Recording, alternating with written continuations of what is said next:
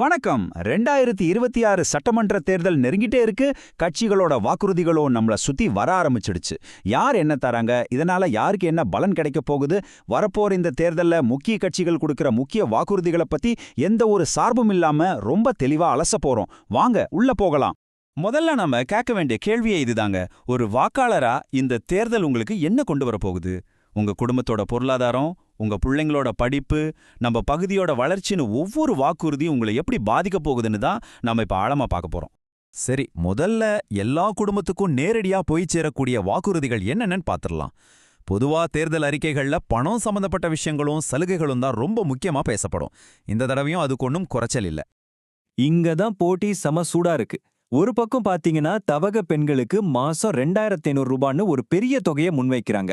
இன்னொரு பக்கம் அதிமுக ஒரே தடவையா 10,000 ரூபாயும் அப்புறம் மகளிர் உரிமை தொகையை 2000 ரூபாய் ஏத்துறதாவும் சொல்றாங்க. திமுகவும் இந்த 2000 ரூபாய் உயர்வை உறுதி பண்றாங்க.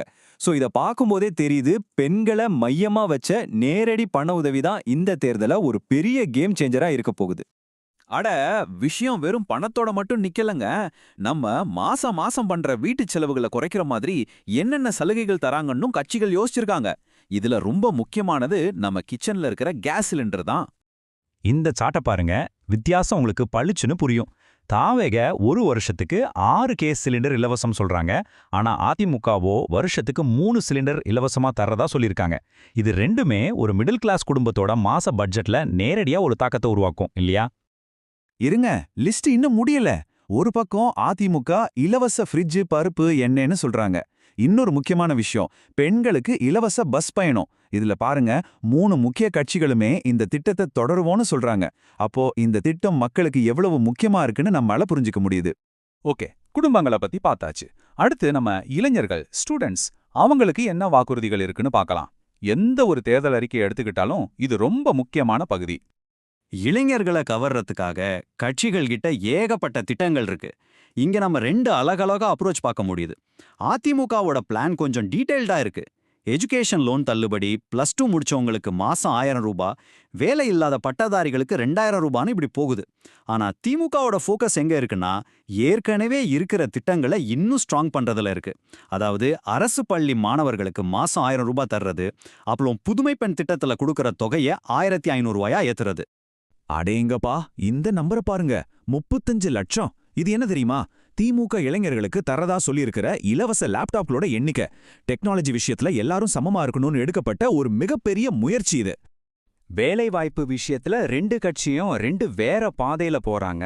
தவக என்ன சொல்றாங்கன்னா, ஒவ்வொரு வீட்டுக்கும் ஒருத்தருக்கு அரசு வேலை கன்ஃபார்ம்னு ஒரு பாதுகாப்பை கொடுக்கறாங்க. ஆனா அதிமுகவோட அப்ரோச் வேற.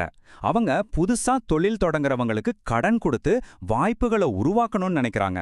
சோ வாக்காளரான நமக்கு முன்னாடி ஒரு தெளிவான சாய்ஸ் இருக்கு. உத்தரவாதமான வேலையா அல்லது தொழில் முனையும் வாய்ப்பா?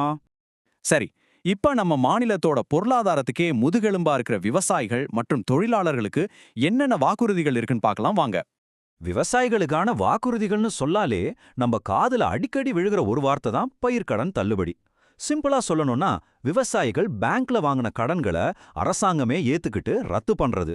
இது அவங்களோட பண கஷ்டத்தை குறைக்கிற ஒரு நேரடி வழி. சரி, இத மனசுல வச்சுக்கிட்டு அடுத்த ஒப்பிட்ட பார்ப்போம். விவசாய ஆதரவு விஷயத்திலையும் கட்சிகளோட அப்ரோச் மாறுபடுது.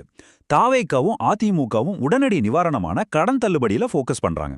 தாவேக்கா 5 ஏக்கர் வரைக்கும் வச்சிருக்கிற விவசாயிகளுக்கும் அதிமுக கூட்டுறவு வங்கிகள்ல வாங்கின கடன்களுக்கும் தள்ளுபடி தரதா சொல்லியிருக்காங்க. ஆனா திமுகவோட வழி கொஞ்சம் வித்தியாசமானது. அவங்க கடன் தள்ளுபடியை விட விவசாயிகளோட விளைபொருளுக்கு ஒரு நல்ல விலை கிடைச்சு அவங்களுக்கு ஒரு நிலையான வருமானம் வரணும்னு நினைக்கிறாங்க. அதனாலதான் நெல்லுக்கு குவிண்டாலுக்கு 3500 ரூபாயும், கரும்புக்கு டன்னுக்கு 4500 ரூபாயும் ஆதார விலை தரதா சொல்லியிருக்காங்க. தவகோவோட தேர்தல் அறிக்கையில இது கொஞ்சம் வித்தியாசமான ஒரு முக்கியமான வாக்குறுதியா தெரியுது. விவசாயிகளோட விருப்பத்துக்கு எதிரா எந்த திட்டத்தையும் கொண்டு வர மாட்டோம்னு சொல்றது, கொள்கை முடிவுகள்ல விவசாயிகளுக்கு ஒரு பெரிய குரல் கொடுக்கற மாதிரி இருக்கு. ஓகே, அடுத்து வீடு, பென்ஷன் மாதிரியான முக்கியமான சமூக நல திட்டங்கள்ல என்னென்ன வாக்குறுதிகள் இருக்குன்னு ஒரு பார்வை பார்க்கலாம். வீட்டு வசதி விஷயத்திலையும் 2 கட்சிகளும் 2 விதமா யோசிக்கிறாங்க.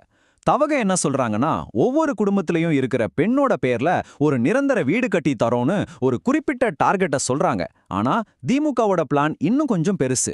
மாநிலத்துல பொதுவா இருக்கிற வீட்டு பற்றாக்குறையை குறைக்க 10 லட்சம் புது வீடு கட்டி தரதா சொல்றாங்க. திமுக கிட்டேந்து இன்னொரு மெகா திட்டம் 15 லட்சம். இது என்னன்னா 15 லட்சம் வீடுகள்ல சோலார் பேனல்ஸ் பொருத்த போறாங்களாம். இது மூலமா கரண்ட் பில் குறையறது மட்டுமில்ல, ஒவ்வொரு குடும்பமும் மாசம் 8000 ரூபாய் வரைக்கும் சம்பாதிக்க முடியும்னு சொல்றாங்க. இது உண்மையிலேயே ஒரு பெரிய விஷயம். முதியோர் பென்ஷன் விஷயத்துல கட்சிகளுக்குள்ள போட்டி இருக்கிறத விட ஒருமித்த கருத்து இருக்கிறத நம்மளால பார்க்க முடியுது. அதிமுக 2000 ரூபாயா உயர்த்துவோம்னு சொன்னதும் திமுகவும் அதே தொகையை அறிவிச்சிட்டாங்க. அது மட்டும் இல்லாம மாற்றுத்திறனாளிகளுக்கும் 2000 ரூபாய் உதவித்தொகைன்னு திமுக ஒரு படி மேல போயிருக்காங்க. சரி, இப்போ நாம இவ்ளோ வாக்குறுதிகளையும் பார்த்துட்டோம். இதுல இருந்து நமக்கு என்ன தெரிய வருது? என்னென்ன ட்ரெண்ட்ஸ் எல்லாம் வெளிப்படுது? நாம இது எல்லாம் ஒண்ணா சேர்த்து பார்க்கும்போது ஒரு 4 முக்கியமான ட்ரெண்ட்ஸ் நமக்கு தெரியுது. 1, பெண்கள் மற்றும் குடும்பங்களுக்கு நேரடியா பணம் கொடுக்கிற திட்டங்களுக்கு முன்னெப்போதும் இல்லாத அளவுக்கு முக்கியத்துவம் கொடுக்கறாங்க.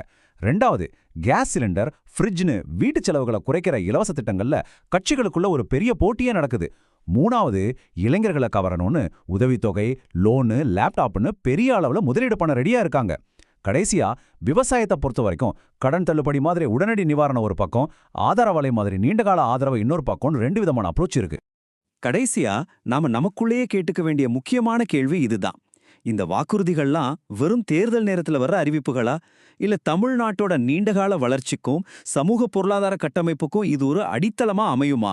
ஒருவேளை இந்த வாக்குறுதிகள்லாம் நிறைவேற்றப்பட்டா நம்ம மாநிலத்தோட நிதி நிலைமை என்ன ஆகும்? இந்த திட்டங்களால உண்மையிலே யாருக்கு நன்மை கிடைக்க போகுது? ஒரு சிறந்த வாக்காளரா இந்த கேள்விகள் எல்லாம் யோசிக்கிறது நம்மளோட கடமை இல்லையா?